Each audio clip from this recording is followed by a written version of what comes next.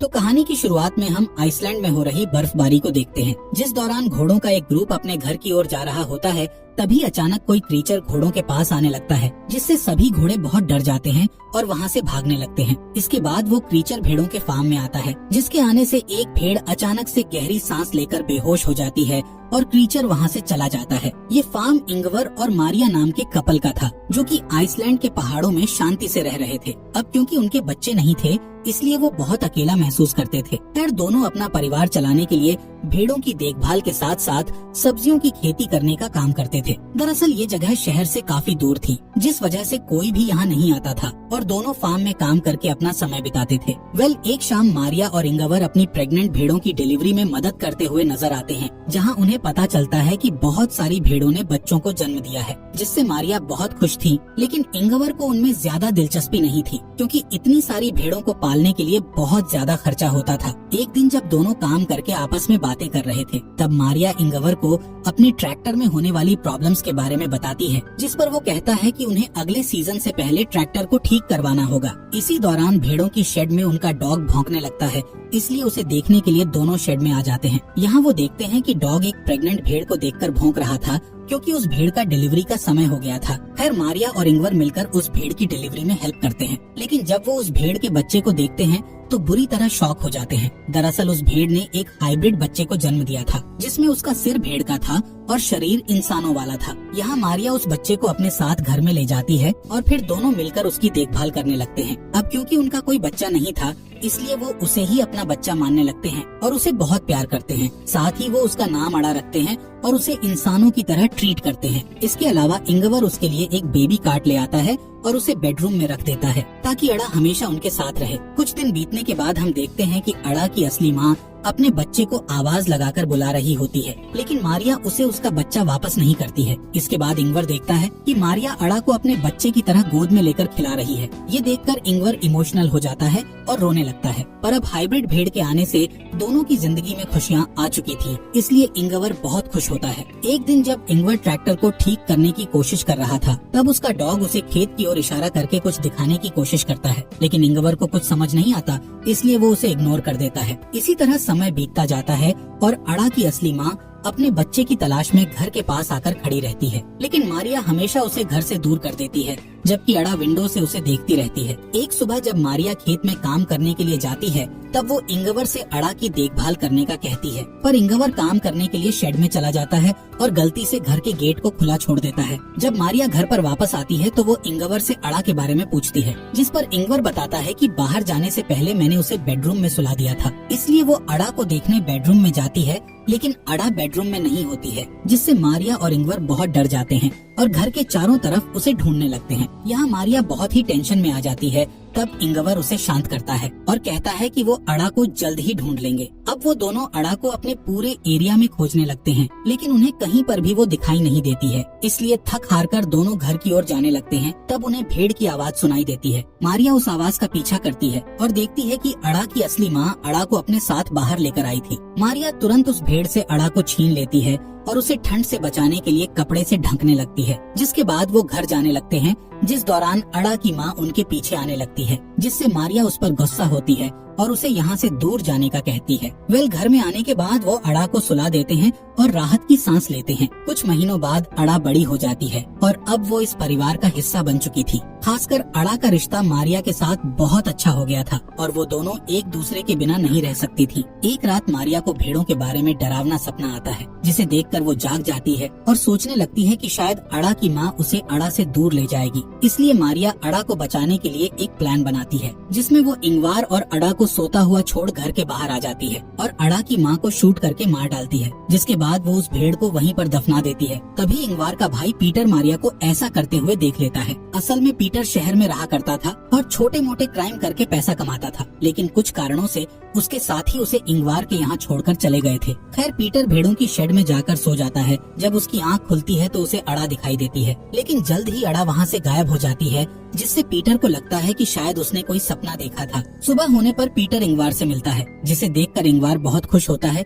क्योंकि पीटर काफी समय के बाद यहाँ आया था। इसके बाद इंगवार उसे घर के अंदर लाता है और मारिया से नाश्ता बनाने का कहता है। जब वो लोग नाश्ता करने के लिए बैठते हैं तब वहाँ अड़ा भी आ जाती है। यहाँ मारिया अड़ा को पीटर से मिलाती है, लेकिन पीटर अड़ा को देखकर थोड़ा परेशान हो जाता है और किसी से कुछ भी नहीं कहता है। कुछ समय बाद अड़ा और मारिया एक साथ समय बिताते हुए नहा रही होती हैं। इस दौरान इंगवार और पीटर घर को पेंट कर रहे होते हैं। तभी पीटर घर के अंदर जाता है और मारिया को अड़ा के साथ नहाते हुए देखता है।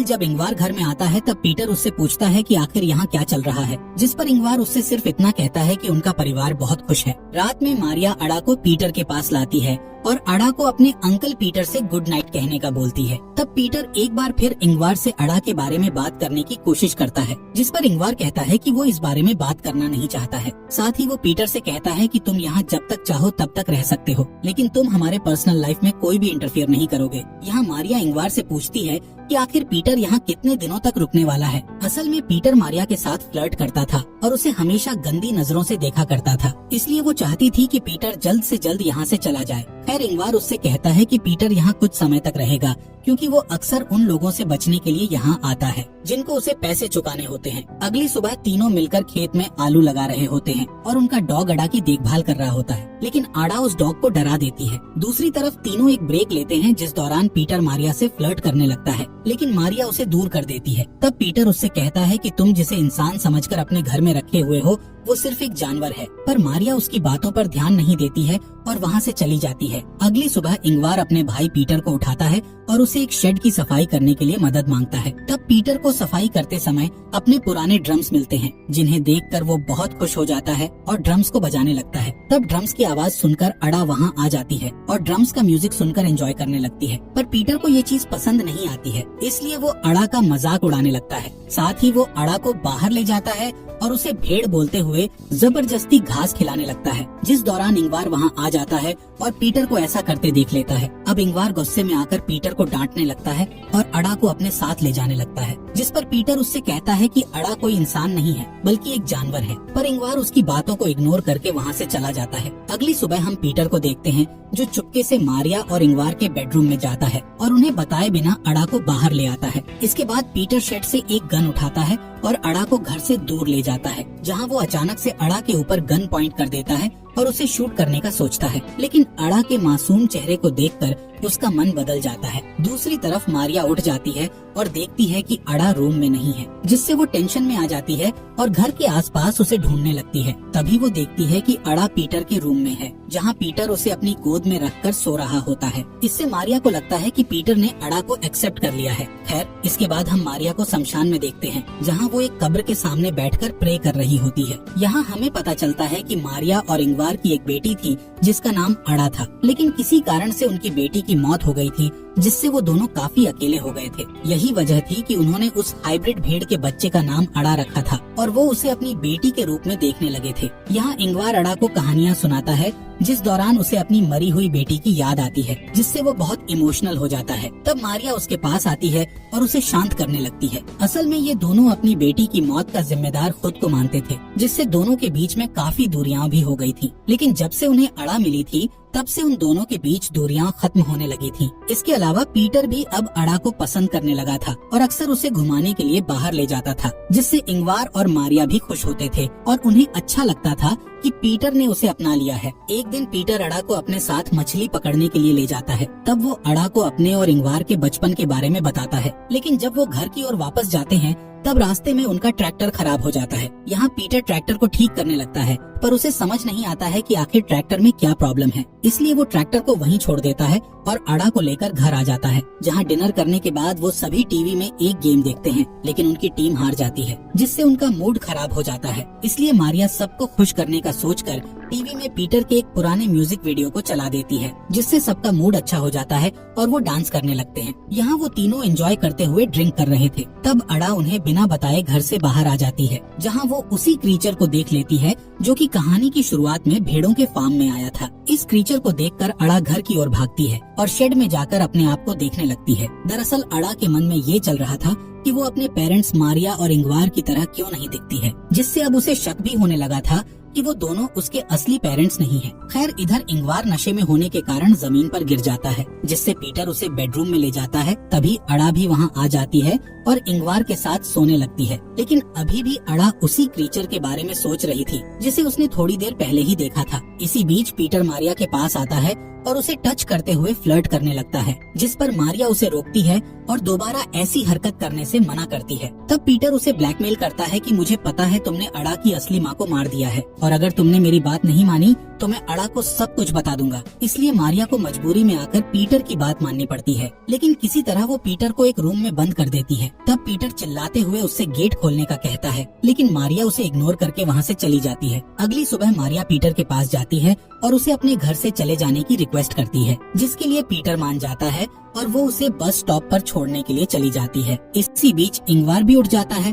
और अपनी वाइफ और भाई को ढूंढने लगता है, लेकिन जब वो उसे नहीं मिलते तब वो अड़ा के साथ अकेले ही नाश्ता करता है और फिर उसके साथ ट्रैक्टर को लेने चला जाता है। यहाँ मारिया पीटर को ड्रॉप करके उसे बताती है कि अड़ा उनके लिए एक गॉड गिफ्ट है, जिसकी मदद से वो दोबारा अपनी अच्छी जिंदगी की शुरुआत कर सकेंगे। मारिया पीटर से नाराज होने के बावजूद भी उसे कुछ पैसे देती है और फिर अपने घर की ओर निकल जाती है। इसी बीच इंगवार अड़ा को बताता है कि अगर वो घर का रास्ता भूल जाए तो वो घर कैसे पहुंच सकती है। खैर दोनों ट्रैक्टर के पास आ जाते हैं। तब इंगवार ट्रैक्टर को सही करने लगता है, लेकिन वो ट्रैक्टर की प्रॉब्लम को सही नहीं कर पाता है, इसलिए वो अड़ा के साथ वापस घर जाने लगता है। यहाँ मारिया भी घर पर आ चुकी थी। मारिया सोचती है कि अब वो और इंगवार अड़ा के साथ शांति से रह सकेंगे, लेकिन उसे घर में कहीं भी इंगवार और अड़ा दिखाई नहीं देते। तभी उसे गोली चलने की आवाज सुनाई देती है, जिससे मारिया बहुत डर जाती है और जल्दी से फार्म की ओर भागने लगती है। यहाँ फार्म में हम देखते हैं कि उस क्रीचर ने इंगवार को गर्दन में गोली मारकर उसे मार दिया है। ये क्रीचर भी आधा इंसान और आधा भेड़ होता है,